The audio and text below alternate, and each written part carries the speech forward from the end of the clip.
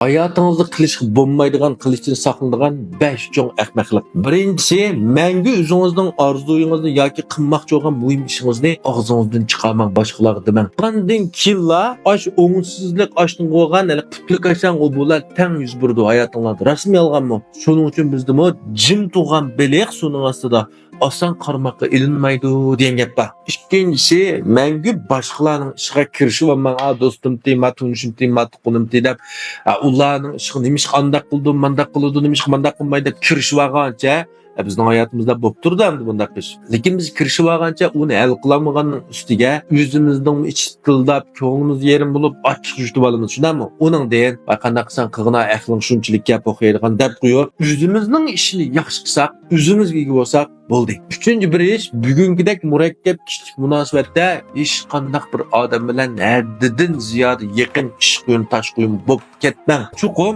ma'lum bir orliq saqlansin. Elki kirpining hikoyasi bor-ku, ma'lum bir orliq saqlangan vaqtida birsimizga tikirimizni sanjib sanmaymiz. Ham hayotingizda amal va boshqalarga tayinib olmang. Bugünkidek kunda mana shuni qilib tasoddikan, mana yetishgan qandaq qilib tasoddikan demang. Odamgarchilikni man qaytiradigan, sizga tashkildigan bir nuqta kelib qoldi. Shuning uchun boshqalarga amal va tayin olmay, o'zimizning kuchi bilan hal qildik ishlarni. To'rtinchisi, mangu boshqalardan qarz olmang, ham boshqalarga qarzni bermang. Pul do'stlikni, urug' tuqqan dochilikni, muhabbatni hammani buzadi. Ham siz pul urib turgan bo'lsangiz, qarz so'lash tufayli buziladi, inovatingizni tushadi. Shunami? Uning degan qarz beradigan banklar va ubuyalar va shu yerdan eling. Boshqalar qarz so'rasma, ay adash, men shu tayinliqchimol deb qo'ying. Shunga deydi-ku, birsi baxtingizni, birsi iqtisodingizni ko'z qilma.